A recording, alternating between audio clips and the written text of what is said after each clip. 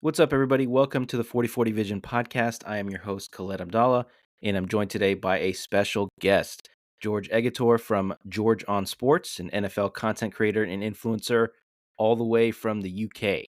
How you doing today, man? I'm good, man. Thank you for having me on the show. It's a pleasure. Looking forward to chopping it up, man. Yeah, of course. And today's topic is you and the NFL, your journey to becoming, an NFL fan, a content creator, influencer, all that stuff you want to talk about. So, let's take it back to the beginning. So we mentioned, of course, that you're from the UK. What part of the UK? Where'd you grow up? All right, so I'm from North London. The easiest way for people to understand is if you're an Arsenal fan, that's where I'm from. If you follow Arsenal and you've seen the stadium on the TV, or maybe you've been to a game, I live like 5 minutes from the stadium, so that's where I'm from. Born and raised, North Okay. London. Although I don't live in London anymore, but that's where I'm from. Okay. Well, before we go any further, are you an Arsenal supporter? Yeah, through and through, Okay. man. Okay. All right. All right. I'm a Chelsea fan, but it's okay. We can still be friends. And I think that leads to a good question or a question I definitely wanted to ask you was, something I'm always curious about is, American fans, how they become fans of teams overseas. Like, I became a Chelsea fan from playing video games at a time when they were really good. So I wonder, Mm. someone like you who grew up in North London, I see you wearing a Colts hoodie. I know you're a big, Colts super fan. So how did you become a Colts fan in the first place? All right, so it's a bit of a weird one, Okay. but it's the honest truth. So when I started, and I guess this kind of answers one of your other questions about how I got into um, a fan of the sport in general. They're kind of tied Mhm. together. Yeah, yeah. So to take it back, I used to play to you guys soccer, me football. I used to play soccer.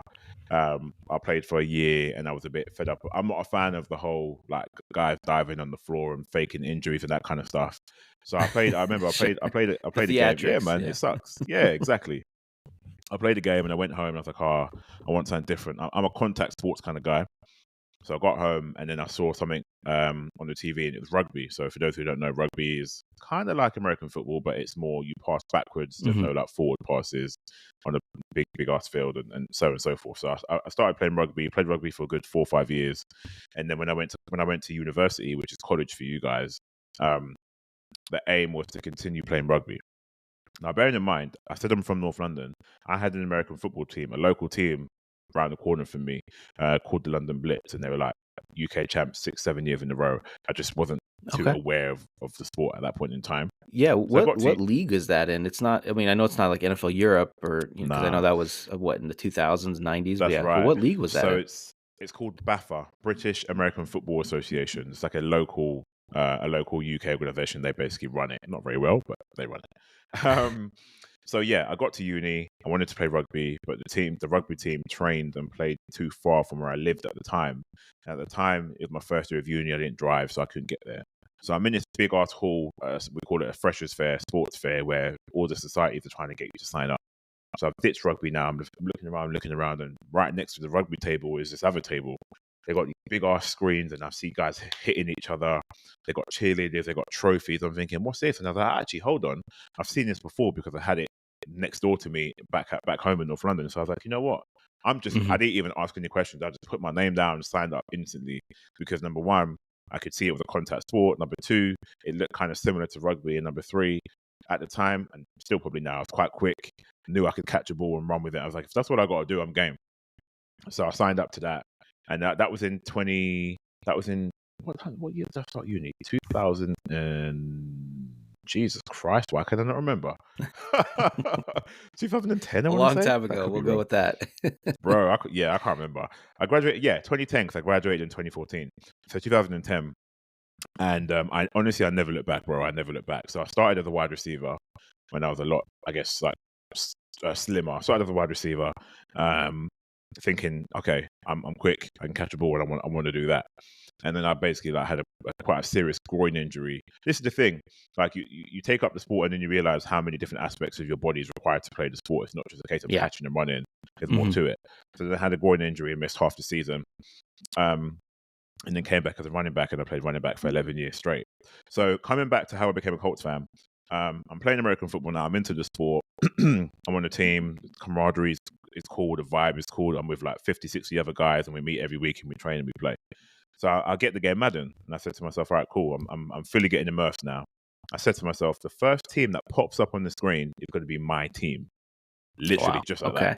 So normally, any sports game, when you load up the game for the first time, depending on what team has done well that year, it's the team that it will start on the loading screen first, where it goes Yeah, it's pick your usually team. like the Yeah, two Super Bowl, two exactly, Super Bowl teams from the year before. exactly. Yeah. And I have this vivid memory of putting in. I don't know which Madden it was, but I loaded up the game, and this horseshoe thing come up. Go and pick your team, and the first team was a horseshoe. Now I know that the whole reason that was is because it was the Peyton Manning era. And I Hmm. was like, all right, cool. Horseshoe, I guess they're called the Colts. This is my team. I had no idea who they were. I had no idea who Peyton Manning was. I knew nothing about the team, where they were. I didn't even know where Indy was. Literally nothing. And that's it. I've just stuck with them ever since. So there's no like glory hunting. There's no like research. There's no color scheme coordination. I literally just hit a team and bang, that's it. Yeah, I was gonna say. I mean, people have different reasons, right? Like they'll go with a team that is maybe they've seen come play in London or Yeah. something or overseas, or Mm, the colors match up. There's plenty of teams that wear red and white, like Arsenal. So you went in the yeah. complete opposite direction. You went with basically the Chelsea colors Facts. for your team there. But it was a good time to become a Colts fan, right? The Peyton Yeah, man. Manning era. I mean, you guys have had some lean times a Hmm. little recently, but we'll definitely talk about that a little bit later. But Oh, we will I for sure, bro. yeah. But I want to talk about your experience actually playing the game. So, Hmm. your first time ever playing football was in college, right? Hmm. So, I mean, I know, I think at its core, football is a pretty simple game, right? You run, catch, Yep. hit, block, tackle. It's not that complicated, but Hmm. obviously as you progress and you get better and better, it gets more complicated. So, Hmm. what skills were you able to bring over from your, soccer skills and other things Hmm. like that? And what was that transition like? So to be honest, the transition was quite easy, and I only say that because I'm very, I'm very much athletic and very much sporty. I love to get involved in different things. Like right now, I kickbox, which is very different to American football. But um, I used to play rugby, so I brought over the contact element was a no brainer. I mean, I was already okay. The only difference was you wear pads and you wear helmets. Mhm. In rugby, you don't wear any of that. So the contact element was a bit of a shock at first because the day after training or the day after a game, you got whiplash in your neck, like your body's hurting, and you're thinking, "What on earth?" You feel like you've been hit by a car. Um, but the transition itself was quite seamless in terms of the running element, the fitness element, the contact element. That bit was all good. I think for me, the newish stuff was all right. We get playbooks now. So now you got a playbook. Now you got you got power, you got sweep, you got inside zone, you got counter, you got outside zone, you got play action, you got. I mean, I was playing wide receiver as well in my first year. We're talking go routes, deep routes, slants, 5 yard and hitch, 10 yard, like, and it's just for me, this is all new. But even then, I mean, I was very much in the headspace of I want to get really good at this. So Mhm. I'd go home, I'd study my playbook because when it comes to training, if you don't, if coach calls a play and you don't know what you're doing, it's going to show up. There's nowhere to hide, right? You can't. If you Yeah. run the wrong route, you do the wrong thing, you're gonna get in trouble. And I don't want to be doing push-ups for no one. So that did happen a few times. But yeah, for me, that was the physical element and the athletic element was quite straightforward. I'm always in the gym. I'm kind of like just ready anyway, if that makes sense. It was Mhm.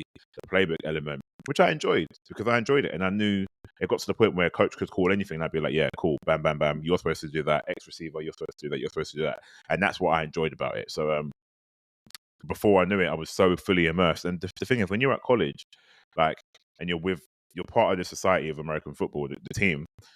Everything you do is I always say, like, I think joining that team made my experience at uni because Mhm. we had a social every single week, and obviously sports teams get like special privileges as well, and everyone's like, it's kind of like I kind of describe it like there's a couple of the guys from the UK who are now playing college football in the States, and I had one on my show, and we were talking about the whole Letterman jacket that you have to earn, and you walk down the hallways, and people kind of like, oh, he's a football player. It kind of feels a little bit like that.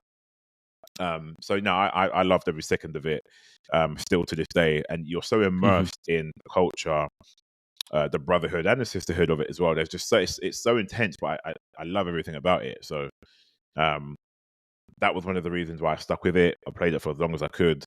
I mean, sometimes I feel like, oh, do I want to go back and play? But then my body reminds me, no, you can't be doing that anymore. I mean, I could if I wanted to, but Yeah. I took a step away. Eventually, right? Your body Yeah, quits on you, yeah, lets you for know, real. yeah, this is probably not a Hmm. good idea. So you hmm mentioned that you played for 11 years. So obviously you Yeah, played bro. after college as well. hmm So where did you play after you finished up at uni?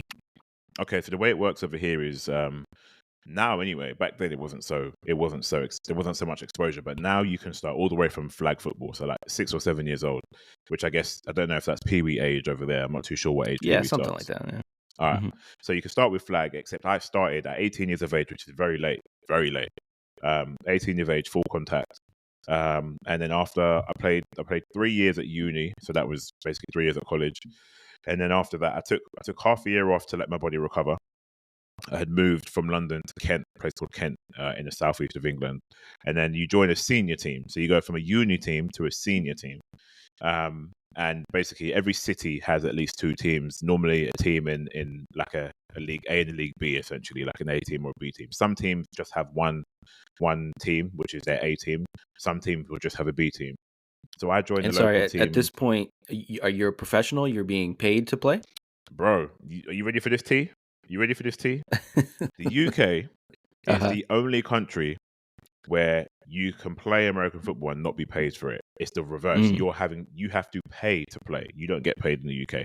I mean, Um, believe it or not, out here we have something called semi-pro, which is same idea where mm, you actually pay to play. You're paying for your yeah, uniform, your pad. You have to yeah. bring your own pads and helmet and all hmm that. So, I mean, hmm it's not that uncommon. But yeah, so Okay, okay, it's a pay to yeah, play. So that means you're dedicated. That's what it shows. yeah. That's it. So for 11 years, I paid to play.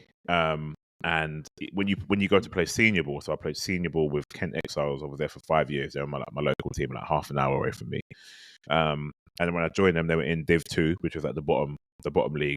And then we went to Div 1, and then we made it into the Premiership, essentially, it took 5 years for us to get there after like up and downs, up and downs. So no, technically in the UK, that is what you would call, it's still amateur though. We can't even call it professional because it is hmm still amateur. Um, and at no point do you get paid.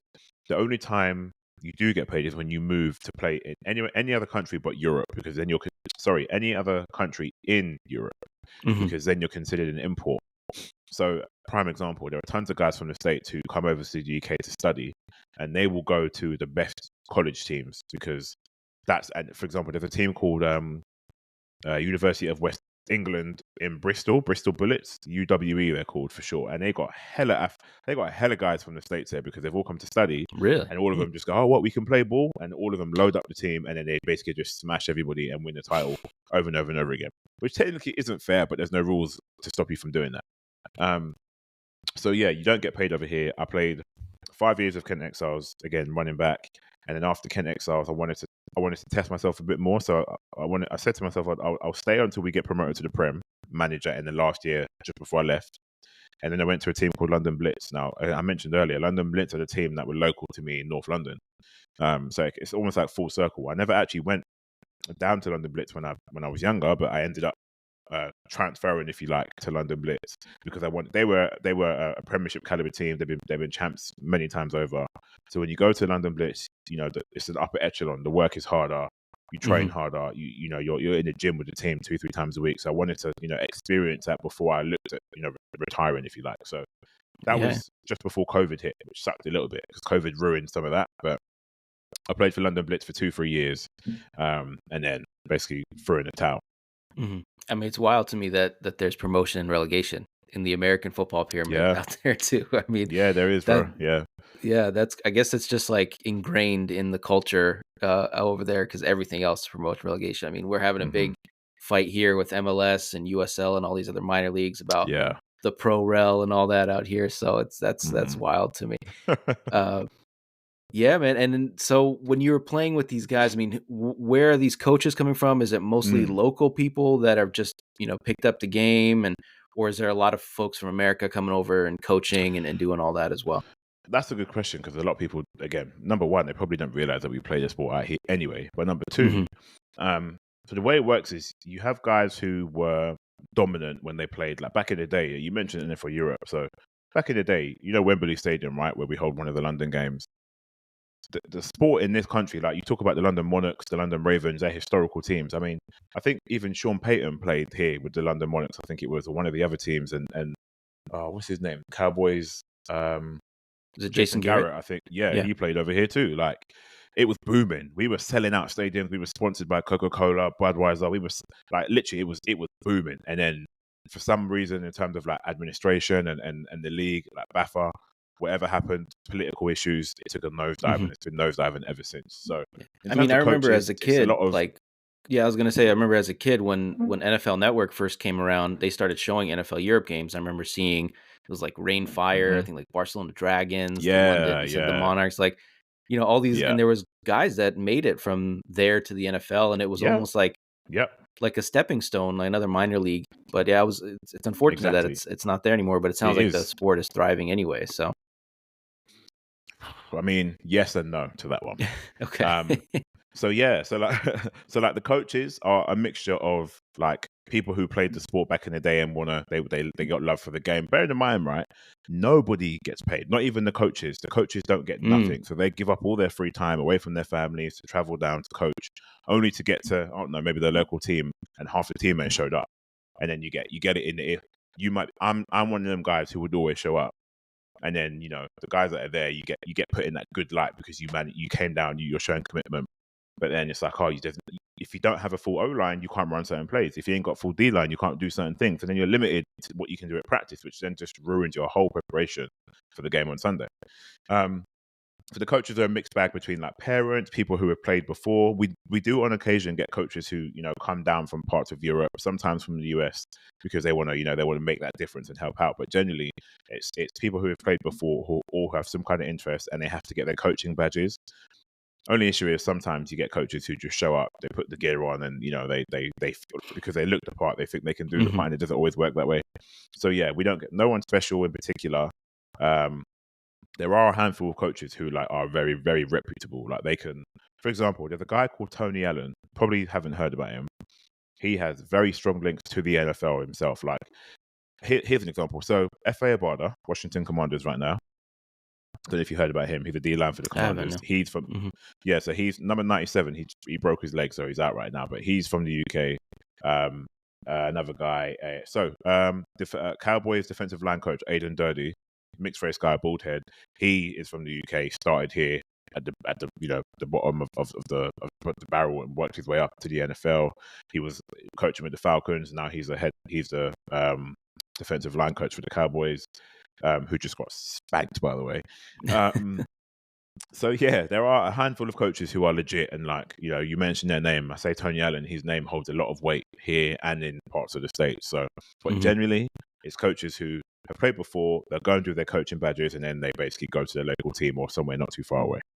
Yeah, I mean, I'm stunned kind of by the parallels because the soccer pyramid here or whatever the organization is almost exactly the same. My nephews and nieces, they play pretty high level club Mm, soccer out here, and it's almost the exact same thing. It's just people that show up, people that yeah, volunteer, they get paid a little bit, and sometimes if they have an accent, people take them seriously because they're like, oh, okay, you're from the UK. you know You what know you're talking soccer. about. Yeah, Yeah, yeah, exactly, right? So I'm yeah. assuming it's the same thing. Maybe a guy shows up with like a One Texas hundred accent and they're percent. like, oh, okay. Bro, I remember being at uni or college and having certain coaches come down. Sometimes you'll have a coach come down for like one session and they make a big thing of it. They'll put promo out, be like, oh, make sure you come down because we've got this coach coming. And the moment they start speaking, you kind of get chills. You're like, oh shit, sorry, my bad. You get, oh damn, like this guy knows what he's talking about. He's got an American accent. Then you straighten up real quick. You work that extra harder because you think, oh, this guy's got the connections. He's got the links. But it's always fun when that happens. It just doesn't Mhm. happen often. Yeah, that's hilarious. So I also wanted to ask you about, your experience as a football fan in the UK, like how you consume the content. I feel like Mm, out here, we're up early, out here on the West Coast. Sometimes I'm up at 4 or 5 o'clock in the morning to watch a Premier League game. The hmm timing's okay aside from that. So for you, like, are you up in the middle of the night when the Colts are on prime time, or is it usually? I Okay. mean, I think it's usually in the evenings, right, when they play Yeah. their 10 So put o'clock it games. So put it this way. So obviously you guys have you have the early kickoff, the late kickoff, and then you got the I don't know what you call it, like the extra late kickoff, which is like You like prime time? We call it prime prime time. time, which is what 8 o'clock, 9 o'clock in the evening Yeah, it's eight o'clock Eastern. Eastern, right? So for us, and I'm going by Red Zone here because obviously people love Red Zone here, but what I do is I watch Red Zone and then I'll watch Colts to the side. Oh yeah, of So course. You six o'clock, gotta have two yeah, screens yeah, going. I got that's right, that's right. So 6 o'clock is the time, 6 o'clock UK time, which I believe is 1 a.m. What so 1 p.m. Eastern. Yep. Um, so that would be your early games. That's our early games. But for us, that's 6 o'clock in the evening. So it's already like a prime time game for us. So all the games kick off at 6. I watch all of them. Then you get the 9 o'clock games, which is your 4 o'clock games, I believe. Yep. 4 o'clock games. Again, 9 o'clock now. We're talking. It's getting a little bit late, and we know we've got to be up another 2 hours to watch the 9 o'clock games. We'll watch those 9 o'clock games, snacks, drinks, keeping yourself going. Then it's normally the primetime games, 9 p.m., 8 p.m. Eastern, 1 a.m., half 1 a.m. UK time, which is a killer. But here's the thing. There are the community in the UK of NFL fans, whilst it's quite niche, it's Hmm. growing and it's big, right? So listen, we basically know that on the next day, Monday morning, we're going to be hanging. We know that, and we don't care anyway, because Yeah. at the Yeah. end of the day, it's like, look at where we're at now. We're at divisionals, right? The season is nearly done. Then we've got 6 horrible months of an off season, 6, 7 months, 5, 6, 7 months of an off season, where we got no ball, we got nothing to do. You guys over there, at least being in the States, I figure like, we've got NFL Network and stuff like that, so we can watch all that kind of stuff. But it's all repetition until off-season moves start happening, and then April comes around, I think, for camp, and then you got the draft Hmm. as well. But for us, we then turn our attention to like the Premier League running and things like that. So Hmm. it's a lot of late nights, and we have to prepare our bodies, because once the season's done, we go. It's the summer for us, so we have all the summer to chill. We watch the Premier League or any other sports that people want to watch, and then come September, it's like, all right, we've got to lock in, because Sunday nights are about to get horrible. And the first few Sunday nights, you're like, oh man, like you're falling asleep on the sofa. But we're committed, man. Honestly, we're so committed. My body's so in tune with just being up until like 4 or 5 in the morning. I got kids as well, so I go to bed at like 4 in the morning, get up at 6:30. It's time to go to school and all Yep. of Yep. that. So it is what it is, man. We love the sport. Yeah, I respect the dedication, man. I mean, it's all everything you're doing right now is for the love of the game. So, are there like supporters groups? Like, do you meet up with like a London Colts group or something at a pub or a bar or restaurant? That's It's a good yeah, question. So there aren't as many as you might think. In fact, I don't think there are. Colts alone aren't a high market team. Even in the States, but they're not a high market team. I don't think people really chat about Indy out there. I don't suppose they do. Maybe not too now because much. we've got Anthony Richardson. Yeah. Yeah. Um, so over here, it's even more so. Like, I'm probably the biggest UK fan in terms of my visibility and what I do in terms with access to the team itself. Um, but no, I mean, I'm part of a UK Colts group. Funnily enough, I actually met them for the first time in Germany. I mean, we'll come on to that. I went to Germany for that game and I met them out there. But otherwise, it's not often that any teams, any fan team really do that. I mean, it will happen on occasion. Sundays, they'll go to meet up. There'll be like one generic place in London that shows all the games on multiple screens. It's normally like a Hmm. casino. There's a handful of places where you can go and watch all the games. So that's where people will congregate. Otherwise, you won't really find. You're more likely to find that in soccer over here than the NFL Yeah. for Yeah. obvious reasons. And like, how do you think I mean, the fact that we have, I think, two or is it three or maybe even four London games now, or at least games in Europe? Yeah, Like, how has that helped kind of grow the sport there? Have you seen like a market difference in interest and stuff? man. Listen, they've been playing games here. I want to say since 2007. Could be wrong. And I think the Bears are one of the first teams. Every single year they've held games here. Every single game is sold out. Every single game. Um, so I think it started at Wembley, continued at Wembley for years, and still is at Wembley now. And then Hmm. another stadium, Twickenham, which is predominantly a rugby stadium we used to use. We don't use Twickenham anymore. However, how it works right now is we have one game at Wembley, and obviously that's the Jacksonville Jaguars. They have their Hmm. own 10-year deal, I believe it is, with the UK to host at least Yeah, they one played game every twice year. there this year. Yeah. Exactly. First time back to back, and they won both games. Essentially, they're the UK team, right? Fans in the UK, if they don't have a team to support, they'll support the Jags because the Jags are always here, and it makes sense. So we have one at Wembley, two at Tottenham Stadium. Now, Tottenham Stadium is the only NFL purpose-built stadium in Europe. The only purpose-built stadium, Wow. and Mm. the stadium was actually built. It was paid for half by the NFL, half by Tottenham. So I I don't know didn't if you know know, that. but Interesting. it has two surfaces, two retractable Oh. surfaces. So one for soccer, one for American football. Although, if you ask Von Miller, he'll tell you that he wasn't very impressed with the surface after he played here. I remember a few years back there was I think it was City against Spurs, and there was still the yard line markers on the field ah, at some point. This was, I think, Aguero was still there, so it was probably oh like four or wow, five yeah, that's years probably ago. But that'd be yeah. Wembley or maybe Twickenham. Yeah, one of them. I'm not sure. Mhm. But yeah, no, man. I mean, the growth of the sport here is every single year it gets bigger, and because there. When I started in 2010, there was hardly any promo, hardly any initiative to get involved in the sport. Now, I mean, you can look anywhere, and you've got advertisements about the sport. You've got collaborations between US and UK people. I mean, if you just look at, we've got something called the NFL Academy, which is for 16 to 19-year-olds. It's here in London, and no, it's moved to a place called Loughborough now. But essentially, 16 to 19-year-olds, you get full education, but at the same time, you're being trained by the best of the best. You've got Riddle, and I forget the name of the brand names of the helmets now. Basically, you get people flying in from the States to come and coach you, kit you up. You get the best of the best of the best. An elite weight room. Wow. Jerry Rice came over here to coach the kids, like Marshall Lynch, everybody. And then basically the aim of that is at the end of your 2 or 3 years, you're supposed to be allocated to a JUCO, Div 1, Div 2, or Power 5 team. And it's been running for the last 2 years. And there was 2 or 3 years, 2019. No, sorry, longer than that, since 2019. And what's happening is now the younger generation are seeing that there's a pathway to make it out to the States. So as we speak right now, there's a guy who I interviewed. His name is Daniel Akinkunmi. He signed with the Sooners.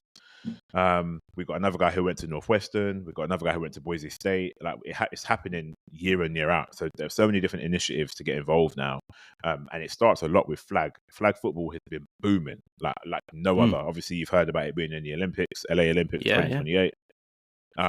The UK are quite good when it comes to flag football. Obviously, I imagine you guys will probably be up there, but honestly, it grows every single year, and there's talk about having a permanent team over here.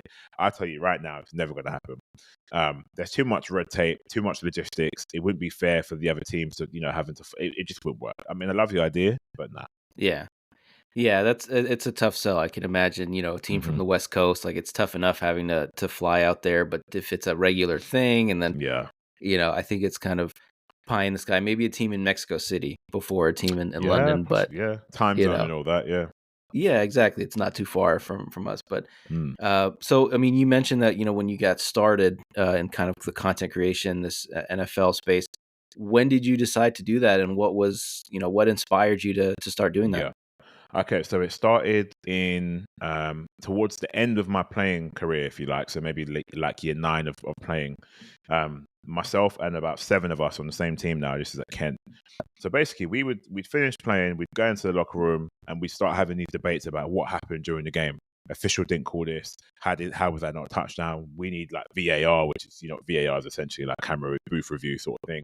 And it was basically we said to ourselves, no one in the UK is talking about the level of football in the UK in terms of how good it is or how bad it is, and what's basically locker room talk, right? So one of them was like, why don't we actually start putting this out there, set up a podcast and put it out there? So we was like, yeah, you know what? We're doing it right now. We're talking about the game. Let's just record it and get it out there. So basically, we started a podcast called the X's and O's podcast, which I headed up in terms of social media. So I was correct. It's on my there's a link to it on my Instagram. So we covered UK American football. Did that for like 4 Hmm. years. So we would do a podcast in the studio. We'd get like the biggest guests on from the UK who have played, like there's a lot of OGs in the UK who played in the States when it was a lot easier. So when we're talking about selling out stadiums and having the London Monarchs. So we'd bring them onto the show. We'd talk about the game then, the game now, and we'd bring on current guys as well and talk about the state of the game just to raise the exposure. So we started doing that. We did that for 4 years. And whilst we were doing that, we basically created a relationship with NFL UK because they could see that we were trying to help expose the game over here, which is what they want to do. They're just trying to grow the game over here as much as possible. Mhm. So we basically had a working relationship with them. They'd give us access to certain events and stuff. And as you can tell, I'm quite an outgoing guy. I'll speak to anybody. So I became that guy where I'd be networking and making contacts and connects and so on and so forth. But it got to a point where I was like, I really want to do NFL, and I just wanted to do more because I knew, I knew what I'm capable of, and I was like, I'm not necessarily going to get it from this group. And truth be told, a lot of them weren't too interested in progressing forward. So I was like, all right, cool, I'm gonna do this thing on my own. So I basically like jumped out and left. We're still boys, we still chat.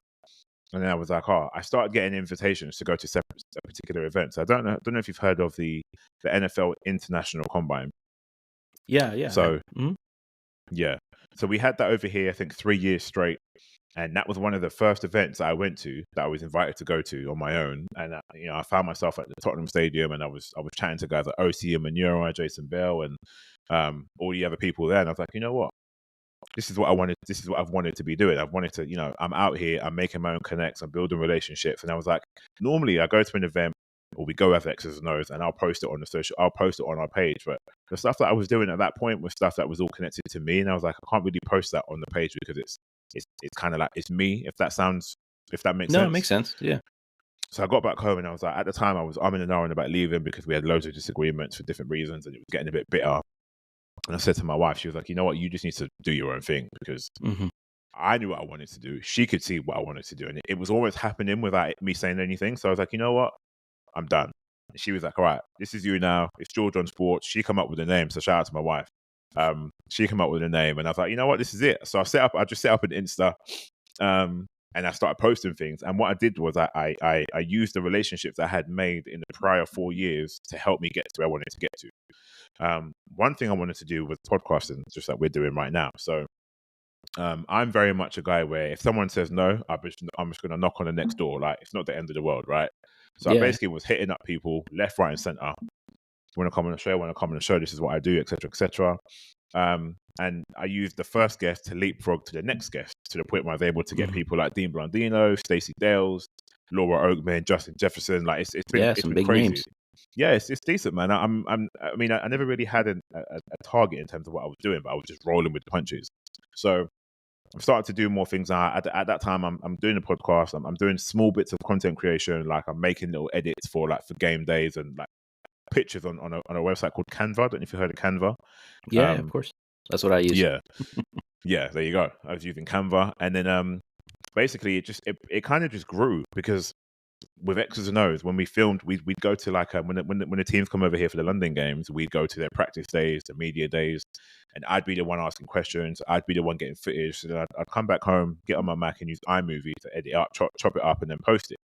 So I was like, okay, let me up it a little bit. So I invested in Final Cut Pro, which is like a one up from iMovie, and I started, bought a bit more equipment, used some of the equipment I already had, and just thought, let me try and take it up a notch. And slowly my stuff kind of evolved. So I don't make like game day edits anymore. Now I'm in a space where I'm doing interviews with like directors. And so I say directors, like, for example, the Vikings are one of the UK home teams. So we've got 6 teams who've been allocated a UK marketing slot. So the Vikings, the Jags, the Bears, the 49ers, the Jets, and the Miami Dolphins all have UK marketing rights. So now I'm at the point where Alexander Mattison came over last year. They're hitting me up like, do you want to come and do an interview? Oh, that's dope. Yeah, so it's just got to that point where I'm seen as one of the, like, I don't know, one of the content creators of NFL in the UK, or maybe even Europe. So I'm kind of like first port of call, which I love. I mean, it was never the plan. I just wanted to do my own thing and see how far I could go. So I've just got to the point now where I'm mixing in different circles. I'm going to every London game as media, as press, which is amazing for me. I'm going to the games in Germany, which is also amazing. And then you mentioned about the games. This year we got 3 in London, 1 in Germany again, and 1 in Brazil, which I'm definitely be going to. Oh yeah, that's right. Yeah, which again for you guys isn't too much of a difference in terms of the time zone, right? I think they're like an hour past East Oh, Coast that's time. dope. So yeah, something Yeah. like that. Not So bad it's at going all. to be me Yeah. that's suffering this time. But yeah, man, honestly, it's grown and transformed. Like, when I started, I look back. If I look back on my page and look at what I was doing back then, I would. If someone had said to me, right, you're going to have an interview with Alexander Mattison, you're going to have an interview with, I think her name's Keisha Wyatt. She's the director of international marketing for the Vikings, and you're going to have a great. And from that, they then booked me to do different jobs here in the UK, or you're going to go to an event with Chase Claypool when he's with the Bears at Tottenham Stadium, or I mean, all these things that have just been happening. I would never in a million of years have imagined that was going to happen, but I've just continued to build on what I've done, and it's just taking me to all these places that I really can't complain. I'm going to the Super Bowl, for God's sake. Like, bro, I Oh mean, wow. Yeah, yeah, I definitely want to. We'll definitely talk about that. But I do have a question for you. I mean, obviously, you're good at what you do. You've gotten better over the years. There's the skills that you have. You're a very personable guy, very outgoing. But I think there's like a level of authenticity that I think that is very apparent with you. That you played the game for a long time for the love of the game, because you care. It's not about the paycheck or anything like that. You truly love the game, and of course, that's going to translate to your content creation and Mm-hmm. your fanhood and all that stuff. So I think that's like, you can fake all the other stuff. You can have incredible production value, Yep. the best special effect, whatever you want to call it. But Yeah. if the authenticity is not there, if the real love for the game's not there, then none of that stuff matters. And One it's hundred obvious that percent. you have that. So One hundred you percent. hinted at a couple things, but was there a moment, maybe it's going to be at Super Bowl, but where you're like kind of pinching yourself, like, I can't believe this is happening, or something that really like Uh, you were do you know kind of what? starstruck, maybe? Yeah, I think I've got a few. One of them was so I got more recent. One of them was obviously I'm a Colts fan, right? So back in the day, and still to this day, I hit up guys from the team, and I'm like, "Oh, do you want to come on the show?" Obviously, 9 times out of 10, they never read it, it never gets seen because they've either got someone managing it for them, or they're on like strict instructions and they can't do certain things. Hmm. Anyway, it got to the point where I figured out how to contact some of their communications team. Like I'm that guy. Like I will go the extra mile. I will search up online, LinkedIn, anything on Google where I can find an email address, to the point where I worked out the format of all the Colts email addresses and was like, okay, this guy's who I need, this person's who I need. So I'd be emailing Oh, everyone. that's clever. Yeah, man. Till I was getting replies, and I was like, "Oh, look, I'm heading out to Germany to watch the team. I'm this guy. I've done." And at this point, I'm able to reel off people that I've connected with and relationships that I've made and content that I've worked on, to the point where I look legit. I mean, I am legit, but I look legit from somebody else's view. Someone from the States, someone from the UK, contacting someone in a comms team for the Colts, an NFL team. They're probably looking at me like, this guy is nothing. So I have to try and make sure that I can capture their interest the moment they open my email. So I get to Germany, I get to Frankfurt, the Colts are playing. I'm in my zone. There's a couple of guys that I already chat to from the Colts team that I know. So I'm on the field. They're doing a flag event with some local German kids, and then they bring out some of the practice squad players. And one of the guys that I'm talking about is Xavier Scott, who um, is on the team. He comes out with them, and I think he told me he was coming out, and I didn't realize he was going to be there then. So I'm there capturing my content like I normally do, and he just comes up, and I'm thinking, oh, this is mad. Like he was on my show as well. I had him on the show, and now we're face to face, literally just chatting. It was just insane to think that, I'm in my element right now. I'm in Germany, of all places. The Colts are here too. I'm seeing guys that I know. I'm seeing the beat reporter JJ Stankovic, who I've had on my show 3-4 times. I chat to him a lot. He's here. We're literally chopping it up. Then I get to see the team practice.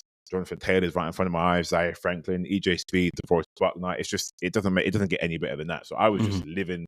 I was in my element, like through and through. And then I got to do interviews. So the pre-game interviews, I'm interviewing head coach Shane Steichen, Bernard Reimann, the left tackle from Austria, and for him it was a homecoming game because he's from Austria, not too far from Wow. Germany, speaks Hmm. fluent German. I'm speaking to Gardner Minshew.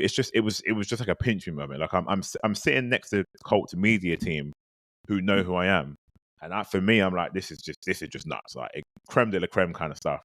And then after the game, oh, actually, sorry, during the game, I decided to do a bit of commentary. I've never done commentary in my life, but I was like, you know what? I'm gonna do some commentary. So I set my phone up, went on Insta Live. I've got all my own equipment, so I set up my microphone and I was giving a review. Before you know it, I was like, you know what? I'm gonna stick with this. And people, not a lot of people were watching, but the people back home here who knew how excited I was to be here were like, oh, they were tuning in. So I'm calling the game now. And bearing in mind, the game wasn't high scoring, but it was entertaining because number one, it's the Patriots and we hate the Patriots. Number two, we basically, we beat them, and this is sending Bill on his way down to leaving the team. Obviously, they've now separated. Yeah. I'm going mad on the mic. Like Gardner Minshew is making plays for Josh Downs. He's scrambling. JT's making plays. Alec Pierce's cat. It was insane. I was just loving it, and I had a lot of love on that, in particular from JJ as well. So for me to receive feedback from people in the Colts organization just made me feel real good. You know what I mean? So I'm going into the post game conference. I'm speaking to Daiwa Dengbo, who I met his whole family. I was out in the street in Germany doing fan content. Again, something else I'd like to do. I'll just get out to the street and speak to I people. love that stuff. Yeah, man, that's what I was Can't get doing. enough. And exactly, they had a big Colts helmet there, so I pitched up by the helmet. The moment people see someone who they think isn't from Germany, isn't from the US, wearing tons of Colts gear with a microphone and a camera, they're like, "Oh shit, who's this guy?" So for me, it worked real well because I had Bernard Ryman's mum come up to me. I had Xavier Scott, the guy that I had on my show. His mum tapped me on my shoulder whilst I was filming, and I'm like, "Who's this woman interrupting my shoot?" I was like, "Oh, sorry, I'm trying to film." She's like, "Oh, I'm Xavier's mum." I'm like, "Oh my god, this is insane." I had Dio Dembo's family come and chat to me. So yeah, that whole trip was amazing. Another quick It's like story as well, peak fan experience there for you. bro. Honestly, peak fan experience. Aside from going to Indy, I've not been to Indy. Mhm. The other kind of pinch me moment was not last year, but the year before when the Saints and the Vikings played. So Stacey Dale's obviously sideline reporter. She come over, and this particular day was a Saints. It was a very private Saints pre-game conference. It was in a really, really tiny room. Some of their wives were in the room as well. So number one, I was privileged to even be in that room because I was like thinking, damn, this is well personal. So I walk in the room, and I always dress to impress, right? Depending on what the event is, I dress to make sure that whoever sees me is going to question whether I'm a player, whether I work for media, because I want to give off a certain vibe. So I walk in the Mhm. room and I recognize Stacey Dales. I'm thinking, shit, Stacey Dales is standing right next to me. Yeah, she's tall, got the long blonde hair, got the mic. I'm thinking, damn, just play it cool, play it cool, play it cool. Remember your questions. Don't be asking that stupid, which I never do. I take a lot of time in my questions. I research Mhm. hard. And then she looks at me and goes, "Oh, you look like you play." I was like, "Yeah, I did actually play." And that was it, bro. Honestly, that was it. To the point where we were exchanging numbers. Stacey's been on my show twice. I see her at the Germany games, literally. And that was from, I guess, first appearances. Anyway, cut a long story short, Mark Ingram comes out on the stand. Um, I asked the first question, and I did my research. I was like, "Oh, I think he had just eclipsed 10,000 all-purpose yards for the Saints and became the number one in their history book." So the first thing I said was, Mhm. "Oh, big trust." Obviously, big trust is Yep, is yep. all about him. Yeah, And yeah. he looked around the room and went, "Who said that?" I was like, "Oh, me." He's like, "Ah." The moment he looked at me, I knew I'd got him. I knew it. And so at That's that first I said, authenticity again, man, That's right what I'm there. saying. That's what I'm Yeah. saying." And I was like, "Congratulations on the 10,000 yards." He was like, "Ah, thank you for saying that." Because all the other questions were typical media questions. That's the one thing I don't do. My questions are personal. I want them to relax with me. And so what happened was I asked him a good question. He reciprocated the love. When he left, we took a photo. The next day, I came back for the training session. So I'm waiting for Jameis Winston and Chris Olave to come out on the podium. Behind me, like, I don't know, 100 yards down there, all the guys are coming off the field, going into this big bubble tent to warm up, to warm down, stretch, etc. I'm with some of my people now. There's a big crowd because we all wait, a big media crowd because we're waiting for the guys to come out on the podium. And then someone taps me on my shoulder. And I looked around and I was like, what the fuck? I'm trying to get this content. I looked and it was Mark Ingram. And I'm thinking, what? Basically, at the time, when my hair was a lot shorter, I used to wear my hair up. So it's very distinctive, which again was intentional. So he had remembered me from the question that I asked the day before and he made his way to come and say, hey, bearing in mind where he was going was nowhere near where he came to find me. So I was like, oh man, this is good as it's gonna get for me. So yeah, to cut a very long, very long story short, I'm always going the extra mile. Always going the extra mile. Mhm. I will be the guy who's up in the AM doing that extra bit of research because I know this question might hit, and if it hits, like it did in Germany, there was a question I asked in Germany, and I woke up the next morning, and one of the Eric Jackson, I think his name is, who writes for the Indy Star, had done this massive report on me. The guy had labeled me like the biggest Colts fan in Europe, and I was like, what? I saw that Bro, I article, lost my when I mind. was when I was trying to read up on you, so I could do my preparations. I was reading Yeah. that article a couple days Mm. ago, so Yeah. I was blown away. that's incredible, man. I'm telling you, it's real, recognized real. It's just the authenticity's there. They see the passion and all that. And you Mm. mentioned that you're going to the Super Bowl. What's going on there? What Yep. are you planning on doing there? Oh man, a whole bag of things. So this is another thing, right? When you go to the London games and you get into the media room, all the media sit together, you eat together, and then you go to your different places, right? Everyone in that room, and this is something I only realized last year. Everybody in that room is tied to a media outlet, Sky, CNN, Fox, something like that, right? And someone came up to me and said, "Oh, who you with?" And I looked at them funny. I was like, "What do you mean, who am I with?" They're like, "Who you with?" I was like, "Nobody. I'm with myself." And I was like, "My bad, it's George on Sports." They were like, I said, yeah. And it's only at that point that I realized, I was like, oh, damn, I'm getting into these rooms as me. You talk about authenticity. I'm getting into these rooms as me. And I'm just like, I've never really, I don't often look back at like things that I've done if that I just continue to move forward. So when this guy said to me, who are you with? I was like, I don't know what you're talking about, but I'm just here as Jordan Sports, bro. And then he was like, oh, that's pretty cool because these guys are with Sky and whatnot. So fast forward to now. Super Bowl in Vegas. I've never been to Vegas. I've only ever been to New York. I was in New York for the Macy's Parade for Thanksgiving some years ago when Megatron scored 3 touchdowns after I had just traded him away in fantasy. I'll never forget it. So yeah, the fact that I'm able to get to these places just on my own accord is insane to me. Like, basically, I have an NFL communications account, and you basically have to apply for these events. So the London games you apply for, German games you apply for, Super Bowl, Pro Bowl you apply for, NFL honors you apply for. So I'm going to be there from the Monday 5th of February to the following Monday. And bro, it's been crazy. All of a sudden, I put something out on LinkedIn about you probably see the same sort of posts. It's like, I'm going to be out here for the week. If anybody wants to work, I'm happy to team up, sort of thing. But in the background, I've been trying to work with other outlets as well. So basically, the way it feels right now is like every day I've got something planned. It's a piece of work. Wow. I have a show with 888 Sports. You probably don't know who they are over there. I don't know if they're in the States, but they're called 888. Oh, Yeah, it's they're the betting company. Yeah. So we got a show over here with Jason Bell and a few other people in the UK. And this is my second season with them. And I'm going to be doing some content with them out there. I'm going to be doing a show with them out there. And then I've got another company, like a lifestyle company, who, bro, honestly, all this stuff is so surreal to me. I was doing a call. I went and met this company in London. I was they were like, we want to work with you for lifestyle content, but also we do sporting content. I was like, okay, cool. Well, I'm going to be in Vegas for the Super Bowl. If you guys know anyone there, because they have is it Kissimmee? I think it's Kissimmee, yeah. Kissimmee, it's somewhere in Florida.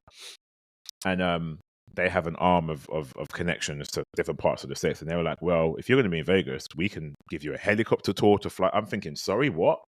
Like, this is all just, bro, it's all new and crazy to me. But so, for example, every day I should have something new, like whether I'm recording a show, getting fan content. You know about DAZN, right? DAZN platform? Yeah. They're big. They mostly do boxing, and I think they do. Yeah, mostly boxing, combat sports in the US. So they're big over here for NFL because they took over Game Pass. So I've been working with DAZN as of like a week ago.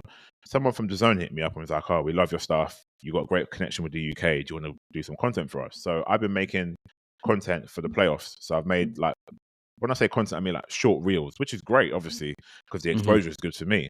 But to the point where I'm able to work with them in Vegas on the ground as well, doing some more fan content. So as it stands, like I've got so many things lined up that I feel like I'm going to be not burnt out, but I'm going to be like, oh my gosh, because the time difference is horrible. But like, I've never had to deal with that.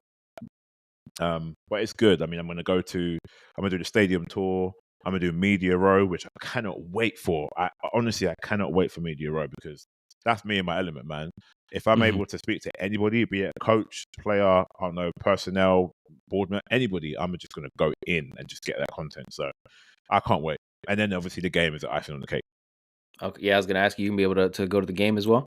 Yeah, so as it stands, I'm in something called a media workroom, which isn't in the stadium. It's like outside of the stadium. However, these outlets that I'm speaking to, 2 of them basically have opportunities for me to go and watch the game in the stadium.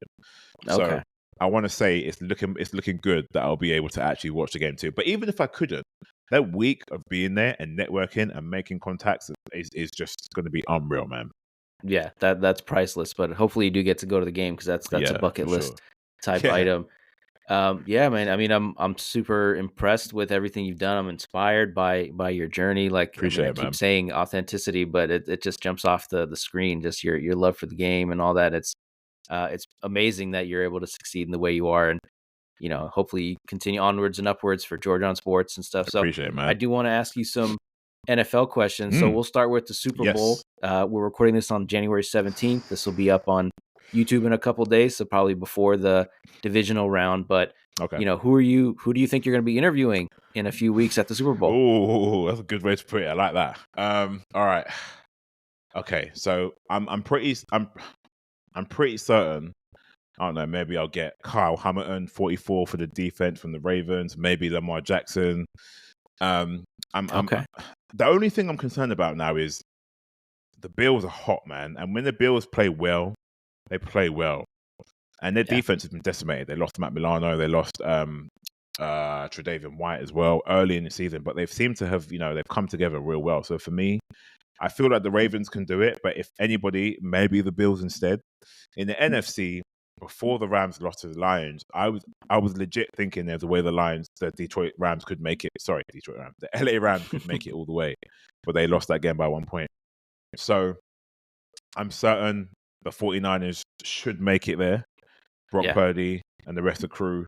So I'm going to go with the Ravens and the 49ers. Now, I know everyone's saying the same thing, but and I want to try and be different. But the way I see it, aside from the Bills, I feel like it's going to be the 49ers in the NFC and the Ravens in the AFC. Bro, they just got Mark Andrews back. Yeah. That's insane. Yeah, I mean, you said a lot of people are trying to be different, and but it's just like I think we've all been watching the same games all year. Yeah, there's only been two, not flawless teams, but damn near flawless teams, and that's the Niners and Ravens. So yeah, I think like barring some kind of freak turnover game or injury or something, it should be those two guys or those two teams, which should make for a great Super Bowl. I mean, I'm not trying to be different. I'm gonna, I'll go chalk one seed versus one seed. That just the path is laid out, and but it should be exciting. Of course, more on the AFC. I think the NFC is a little more cut and dry. Yeah. Again, unless something crazy happens. But yeah, so I mean, and for the Colts, I don't want to say disappointing end to the season, but maybe kind of disappointing, but not based on the expectations going in. So how are you feeling about the Colts? How are you feeling about Anthony Richardson and the future of the team? Okay, here we go. This is you in your element right now. I see you getting warmed up. So I'm disappointed because we've had a better than expected season, right? And I say that because new head coach in Shane Steichen, first-time head coach. We lost our cornerback, Isaiah Rodgers Sr. He was suspended and traded to the Eagles for whatever it was, betting, I think it was. Lost him. Yeah. We didn't have JT for the first 3 or 4 games of the season. Lost him. Grover Stewart was suspended for 6 games at some point in the season. He was our number 1 run stopper. That affected our defense massively. Juju Brents, rookie cornerback, was injured his hamstring in week 1 or 2. He missed damn near 8-9 games, which really hurt us too. Dallas Flowers, another cornerback, he was out too. We have had it so hard, not to even talk about Anthony Richardson, who showed so much promise in the, 3 game and games, a half, not even full, not even full games either, right? And you saw what he brought. He, on his own, is a threat. He didn't even get time with JT. We didn't even get the pick your poison scenario because he then landed on his shoulder and did his I think rotator cuff or whatever it was, and that's it. He's done, out for the season, which was absolutely gutting because I would have seen him in Germany. Didn't get to see him in Germany. In comes Minshew. Now, Minshew and Shane Steichen have that connection because they were at the Eagles together. I get that. But Minshew doesn't, he doesn't scare defenses. However, JT comes back. Always a good thing. And that opens it up a little bit. And what's then happened is our defense, whilst I'm not a fan of Gus Bradley and the whole soft zone, the 3, I'm not a big fan of the way he runs defense at all because from a quarterback point of view, there are pockets of space everywhere, and every team knows it because he never runs anything else other than cover 3, soft dash zone, and it gets on my nerves, right? Never blitzes. I'm familiar as a Raiders fan with exactly. that. So yeah. Yeah. I mean, honestly, I know we beat you guys, but it wasn't, it was close. So in comes Gardner Minshew, and lo and behold, I think he's been all right. QBR, I think he's 13. QBR rating, I think he's 13th right now, which is pretty decent to be fair. So he's come in and he's done a great job, because I'll say it. I don't think we would have won 9 games without him. Potentially, we could say maybe we would have won more games and been in the playoffs by now with Anthony Richardson because he brings his own issues. Him and JT in the backfield is a problem. It's a problem. A guy who can throw the ball. There was a 3rd and 16 or 3rd and whatever it was. And Anthony Richardson is sitting in a pocket with pressure in his face and he delivers the prettiest ball I have seen to Josh Downs. This thing is spiraling through the sky. Like the guy's he's a unicorn. He is one of a kind. He can throw the ball. He can run the ball. Okay, maybe he needs to learn how to step out of bounds every now and again. But the first, some of the injuries that some of the injuries that he had. I watched his end of season conference. So one of the ones was he landed on his knee. Unfortunately, he was hurt. Second one was someone stepped on his ankle, he was hurt. The third one is where, actually, no, he pulled up in the end zone a bit too early and took a massive hit, was concussed. Got to learn from that. And First then game, the shoulder issue, was just unfortunate. So, I mean, all things said, we've had a great season. We've got our defensive line was, I think, 5th in the regular season in sacks. 5th in sacks. It might have even been 3rd in sacks. DeForest Buckner, Kwity Paye, Dayo Adengbo, Samson Ebukam, who we traded for from the 49ers after we let, I forget the other guy's name from the Raiders. We took him from you. Ngakoue? Ngakoue, yeah.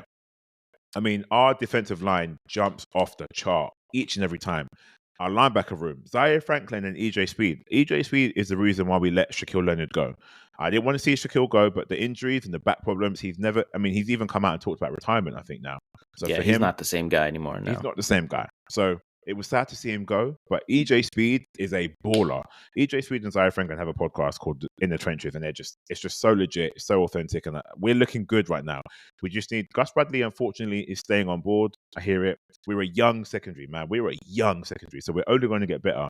We lost Julian Blackman towards the end of the season too, so that hurt us as well. But all in all, we had a good season, 9-8. It came down to one play.